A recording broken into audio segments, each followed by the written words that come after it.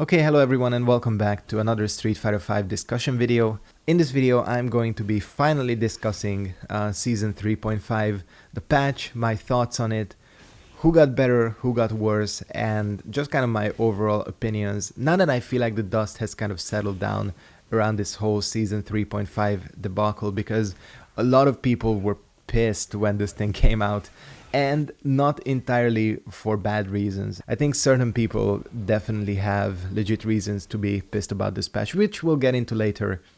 I'm also going to be talking a little bit about patching in general, and why it might be a better idea to let a meta develop sometimes before you roll out a patch. It's weird that we're talking about Capcom in this instance, because this game was like notoriously not touched for a long time. I mean, the first year of this game's life, the game basically went untouched, even though there were several balance issues. And since then, it looks like the patches have gotten more and more frequent, which again is not like Capcom at all. This is usually something that would be reserved for NRS or something. And I don't know, it definitely might not be the best direction to go forward in. However, before we go into that, let's talk about the patch in general and let's talk about the positives.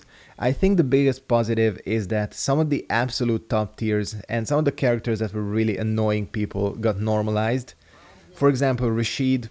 Despite what people say, I do not believe that Rashid is dead. We really have to see what kind of people bring to the table. It looks like, I don't know, it seems like a lot of people have read the patch notes and decided to just completely abandon him instead of seeing what he can do. Another character worth mentioning, probably the biggest target on this patch list, is Abigail. Abigail is still fine. He has a lot of stuff going for him still. His V-Trigger 2 actually now has a use. And the character got toned down. He was way too ridiculous, so I'm very glad about that. And on the other end of the spectrum, there were certain characters who felt like weren't even in the game. I'm specifically talking about Zeku and Sakura, who definitely got much needed improvements. Sakura is just a lot more solid. She actually has a purpose. She doesn't just feel like a shitty Ryu that doesn't even have pressure. And Zeku himself finally has a use for the stance cancel. I think the biggest problem with Zeku before this patch was the thing they fixed. And the biggest problem was that there was simply no reason to switch mid-fight. Most people, if you watch like old Zeku videos, would pick, well, not old Zeku videos, but you know what I mean. They would pick the best stance for the certain matchup and just stick with that the whole way through. Now there's actually purposes for switching in the middle of rounds. So with that out of the way, that is honestly about as much positive I can say about this patch. Let's go ahead and talk about the negatives. One of the biggest negatives I feel like is that Capcom simply didn't wait for the meta to develop. Which means that certain characters who 100% didn't need buffs got buffs. I'm specifically talking about Menat and Cammy. I think Capcom started to make this patch like way early in the season. It feels like not even after the first tournament, which was final round. It feels like they saw final round and they were like, alright, let's make the patch. And of course, the latest two tournaments have essentially proven that both of these characters, Menat and Cammy, are not only extremely popular, they are extremely strong. Menat in particular has developed into a very strong zoner. She's absolutely a beast with V-Trigger, and they decide to buff her. They make it even easier to get the V-Trigger, which is her best combo tool and her main source of pressure and resets and all that. It is absolutely insane. Talking about Cammy, again, unlike what most people think, the character most used in the last few tournaments wasn't actually Abigail, it was Cammy. Like, a ton of people used Cammy, and for good reasons. She is extremely solid. She counters some of the really strong characters in the game like Menat and Guile. And again, she's also an absolute beast, and now they buff her. It's just really perplexing, and again, it's just Capcom simply not waiting for any sort of meta to develop, and maybe they did realize later on that there were issues with these characters, but by that time maybe the patch was already made and it was too late to bring about these changes. And of course the big thing we have to talk about, I consider myself lucky because my character Birdie got off easy in this patch. I would say, sure, his big anti-air got nerfed, but you know, he doesn't really suffer for it. You just have to be a little bit smarter with how you anti-air. However, the fact that they nerfed some of the absolute bottom characters is an absolutely baffling choice to me. They nerfed Ryu, they nerfed Fang. I mean, just think about it. When was the last time you have seen a Fang anywhere? Online in Street Fighter V, in tournaments. I cannot remember the last time I've seen anyone play Fang. And they decide to nerf him. I mean, I get the idea. The idea was that all characters should have the same V reversal or the same properties. That would be fine. However, every character has a different V reversals. You have the escape types, you have the knockdown types, and it is just really baffling to make it because V reversals I feel like were already very, very toned down. I mean, sure they were a problem in Season 1. I think Season 1 had a problem where V reversaling just got you way too much.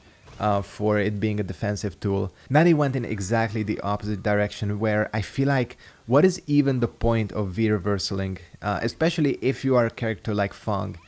And Ed as well, I mean goddamn, like Ed doesn't have much going for him. It certainly makes it a very strange choice that they decide to nerf one of his few defensive tools. I mean, okay, Ed maybe not so much because he has the invincible Psycho Upper, but Fang, I mean, I'm really pissed about Fang because I finally thought that with some of the changes, his V-Trigger 2 and all that, people will finally start using him. And now, I think everyone is going to be abandoning him once again.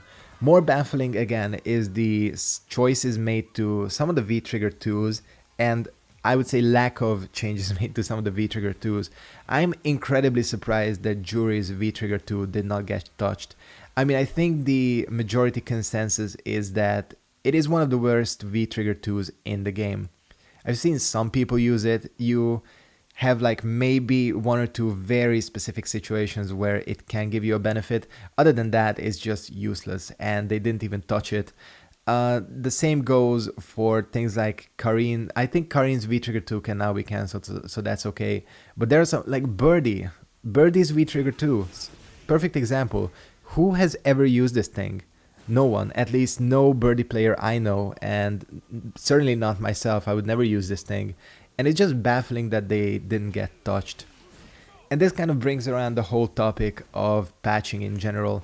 I mean, certain fighting game companies really do have a problem with overpatching. I'm looking at you, NRS, although even NRS has toned down their patching with Injustice 2 in a positive way because MKX always had a problem with it's just getting a rebalance every single month or every 2 months. And now it seems like that Capcom is going to be falling into this trap because they're going to see that the next tournaments are going to be stacked with Menats and they're going to be stacked with Camis, and they're going to say, fuck guys, we messed up, we need to change these characters. And then they're going to make a next patch and they're going to make some unnecessary additions, and yeah, it's just going to be hopefully a cycle that can be avoided. But right now it's looking like we are getting closer into falling into that trap. And again, just the extremely baffling choice of taking low tier characters that no one uses. Because to be honest with you, I think the biggest problem with Street Fighter V right now is probably the same problem that is the biggest in Dragon Ball FighterZ, that at the top level there is no character variety. I mean, sure, you look at the pools in Street Fighter V and a lot of characters are being used. However, you look at how many of those characters are actually making it into even a top 32, very, very few. Most of the Eds, the Fangs, even if there are some out there, even the Ibukis, they're just getting knocked out.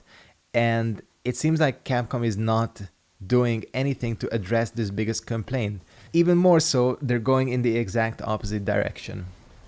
I mean, you know, there is always a discussion about patching, and certainly not everyone is going to be happy with a patch when it comes out. However, again, just the overall whole consensus around this thing was kind of very negative. I mean, I still try to take the attitude that a lot of the Japanese players take, which is just, if there is a change, you have to adapt to it, you have to learn the game, you have to change with it, and that's it. And you know, I think that's why a lot of Japanese players do extremely well. I mean, they're still the dominant force in Street Fighter V. And this attitude certainly, I think, helps with it. And it is an attitude I always try to take as well. Certainly, if I see a problem, I'm going to call it out. And I think right now, Street Fighter V might be worse off than it was before this patch. I'm really hoping they do something with this. maybe not rebalance the game completely. However, I think the low tier characters really need a reversal on the V reversal changes. Hopefully it is something that they are going to address and not just leave hanging, because I think the character variety of this game is going to suffer because of it. So, despite my negativity, again, I will still adapt, I will still play this game, and yeah, we'll see what happens in the future. Thanks for watching, hope you enjoyed, and if you haven't subscribed yet, make sure to do so. What are your thoughts on this patch? You know, Street Fighter V players, leave your comments and thoughts. I'm gonna go ahead and wrap it up here. Thanks for watching, and goodbye.